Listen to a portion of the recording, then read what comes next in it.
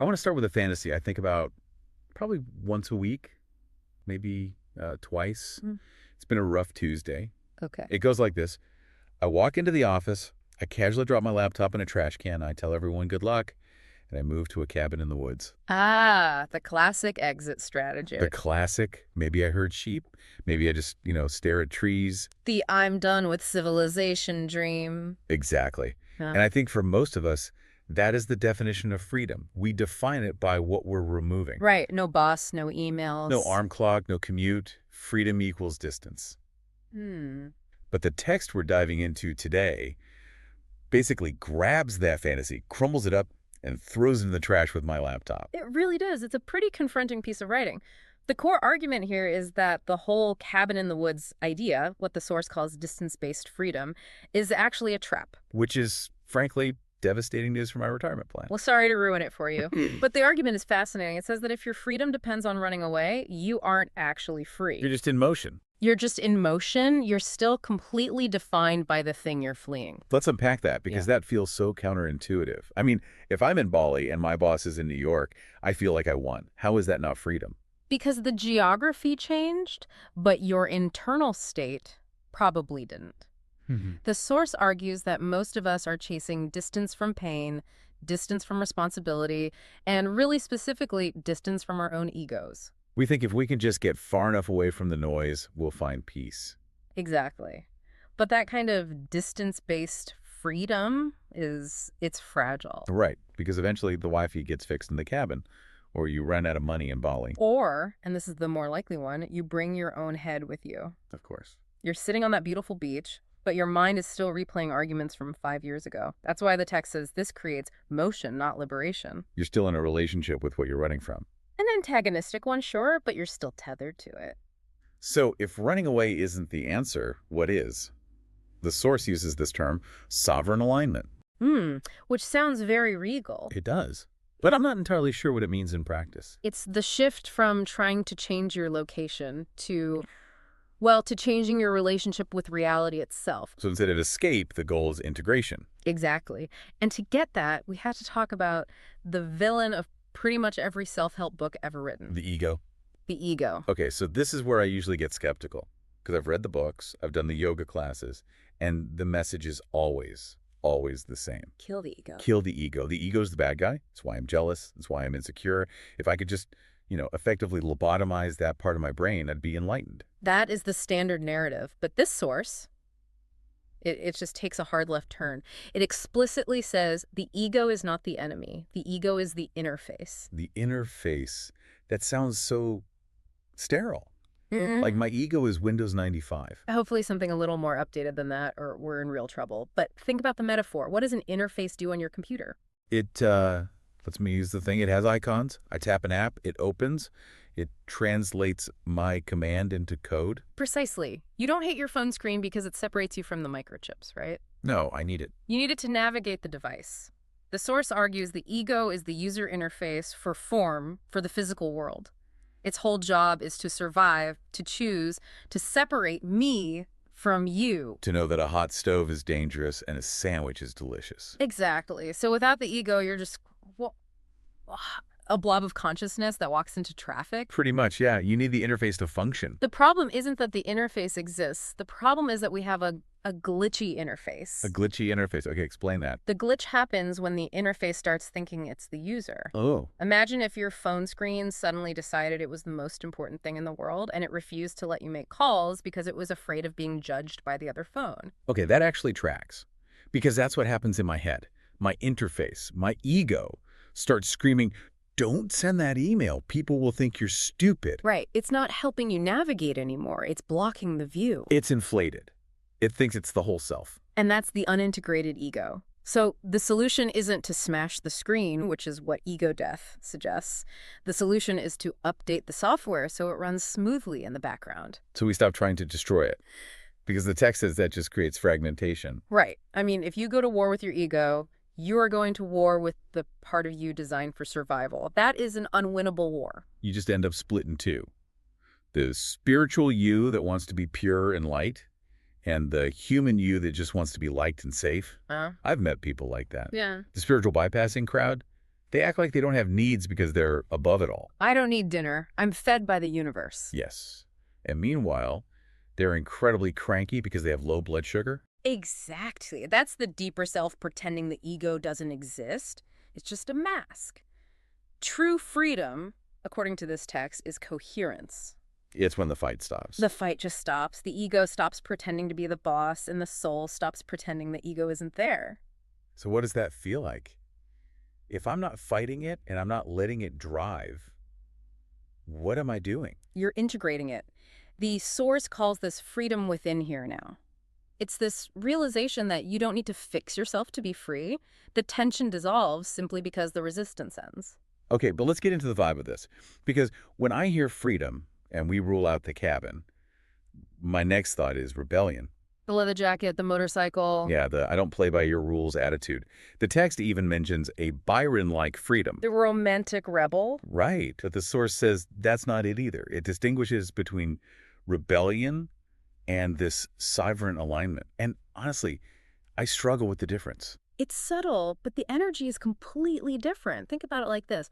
Rebellion is usually a reaction against something. If I tell you to sit down and you stand up just despite me, who's controlling your behavior? You are. I'm just doing the inverse of what you said. Exactly. You're still caught in the dynamic. Rebellion is loud. Yeah. It's performative. It needs an audience to watch it not caring. Which, of course, means you care a lot. Precisely. Now, contrast that with sovereign alignment.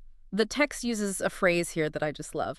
It calls this state being quietly ungovernable. Quietly ungovernable. I stopped reading for a second when I hit that. Such a cool phrase. Isn't it? But I have to ask, is that just a fancy way of being passive-aggressive? Yes. You know, I'm not going to argue. I'm just going to ignore you. That's a great question. But no, it's not. Passive aggression is still all about the other person. It's trying to punish or manipulate them without being direct. Right. Quietly ungovernable isn't about them at all. It's an internal refusal to be swayed by things that aren't true for you. Okay, give me a real-world example. What does this look like at, say, a family Thanksgiving where everyone's arguing politics? Oh, perfect scenario. The rebel would jump on the table and shout their opposing opinion just to provoke everyone. Been there. The compliant person would sit there shrinking, agreeing with things they hate just to keep the peace. And the sovereign person? The sovereign person sits there, eats their turkey, and engages in conversation without getting hooked. If someone says something designed to trigger them, to trigger shame or anger, they just don't take the bait. They don't fight back, but they also don't agree. They just stay in their own reality. They're ungovernable because the external pressure just passes right through them. Exactly. It has nowhere to land. That sounds incredibly powerful and also incredibly difficult. It is difficult. It requires that interface update we talked about. Yeah. Because an unintegrated ego loves that Thanksgiving fight. It wants to dominate or it wants to play the victim. But the integrated ego just wants to eat turkey. And have a nice connection where possible.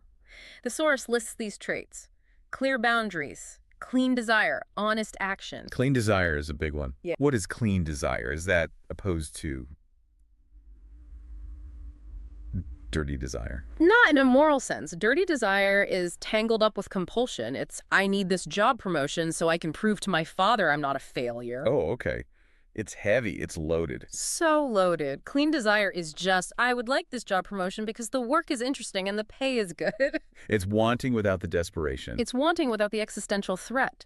If you don't get the clean desire, you're disappointed, but you're not destroyed. Well, this brings us to the mechanics of how we actually do this. Because my ego is very good at hijacking the system, and it usually uses time as a weapon.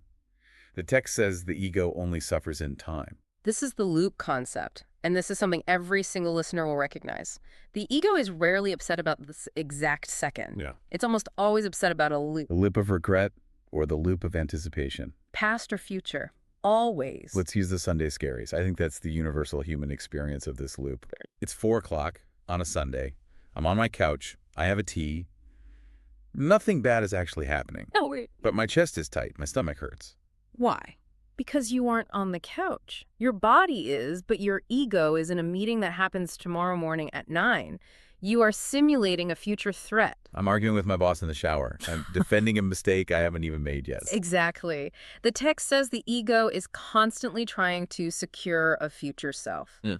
It thinks if it just worries hard enough, it can control the outcome. And the source says the only way to break that loop is, well, that sounds simple. Presence. Presence collapses the loops. It sounds like a cliche, but look at the mechanics. If you bring your attention fully to the sensation of the tea, the feeling of the couch, The light in the room. the ego has nothing to do. It can't solve the future in the present. It has to clock out. But that's scary, right? Because my ego is screaming, if I don't worry about the meeting, I'll be unprepared. And that's the lie. Oh. Worry isn't preparation. Anxiety isn't strategy. You can plan for the meeting. That takes 10 minutes of conscious focus. Then you put it down. The loop is the repetitive, non-productive spinning. Presence cuts the power cord to that machine. I want to make this really practical. The text gives us a sort of checklist for what integration looks like in the moment. Let's do it. Okay, it's Friday afternoon. You get an email from your boss. Subject line, we need to talk. No context, just a calendar invite for Monday. Nightmare scenario. Instant heart rate spike. My interface is glitching hard. How does an integrated sovereign person handle this? Okay, let's use the steps. Step 1, letting the ego speak, but not letting it drive. So I don't pretend I'm not scared. No, you don't do the spiritual bypass of, it's all good, I'm a being of light. You say, wow, my chest is tight, my mind is telling me I'm getting fired, I feel fear. You acknowledge the data. But you don't let it drive. You don't reply instantly with a defensive email. You don't start packing your desk. Okay, step 2, letting fear arise, but not obeying it. This is crucial. The fear says, cancel your weekend plans, sit in a dark room, and catastrophize. You feel the fear, but you disobey the command. You go to the movies anyway. You cook dinner anyway. You treat the fear like background noise, not a marching order. Step 3, letting desire exist without turning it into compulsion. In this case, the desire is safety. You want to keep your job. Totally valid. But compulsion is, I must control what my boss thinks of me right now. You can't. You can't. You accept you want the job, but you release the need to control the uncontrollable. And the last one, which I think is the hardest, letting identity be flexible rather than defended. This is the safety net. The unintegrated ego thinks, if I lose this job, I am a failure. I am worthless. That's a defended identity. It's brittle. So brittle. If you hit it, it shatters. The flexible identity says, I am a person who currently has this job. If I lose it, I will be a person who finds another one. My core value is not on the table. Freedom is being able to feel everything without being owned by it. Yeah. That line really lands when you apply it to that email. Yeah. You feel the stress, but you aren't owned by it. That is the shift, and it leads to a very specific emotional texture the text calls intimacy without entanglement. This sounds like a paradox. We usually think intimacy is entanglement. If I love you, I worry about you. If you're sad, I'm sad.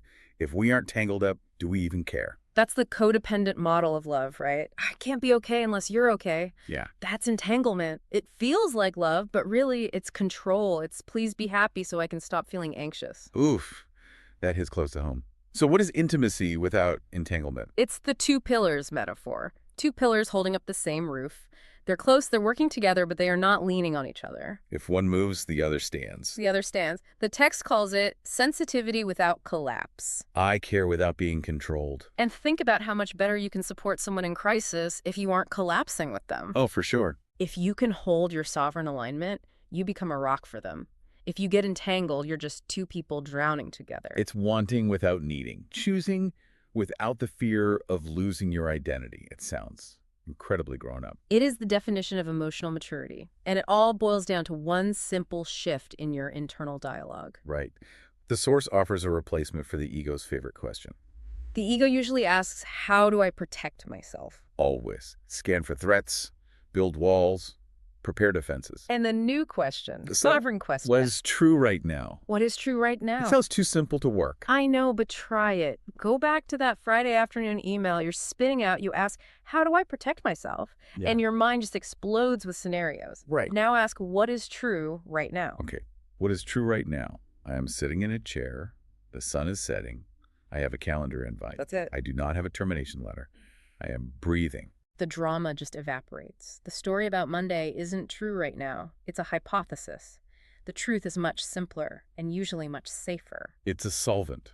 It dissolves the mental prisons. Because the prisons are almost always built out of what-ifs, not reality. It anchors you. It stops the time travel. And that, I think, is why the text ends by reminding us that freedom isn't something you achieve. No, it's something you remember. It's not an award for being the best meditator. Not at all. It is the natural state that emerges when the war inside you stops. When you stop dividing yourself into good parts and bad parts, when you integrate the interface instead of smashing it. The Source leaves us with this image of power and softness merging, will and surrender. Which we usually see as opposites. If I surrender, I give up. If I'm soft, I'm weak. But this is the strength to be soft. It's the will to surrender to what is true. It's being quietly ungovernable. We started this deep dive talking about running away to a cabin in the woods, about escaping the noise. But we've ended up somewhere totally different. We didn't need a cabin. We just needed a software update. We realized the freedom we're looking for isn't about where you are. It's about what you are. Standing in the center of your own life, fully feeling, but completely unowned. So here's the thought we want to leave you with. In a world that is constantly demanding you perform, react, pick a side, be outraged, or be compliant, what would it look like for you to be quietly ungovernable? What would it look like to stop fighting yourself, stop running from discomfort, and simply ask that one question: what is true right now? Thanks for diving in with us. See you next time.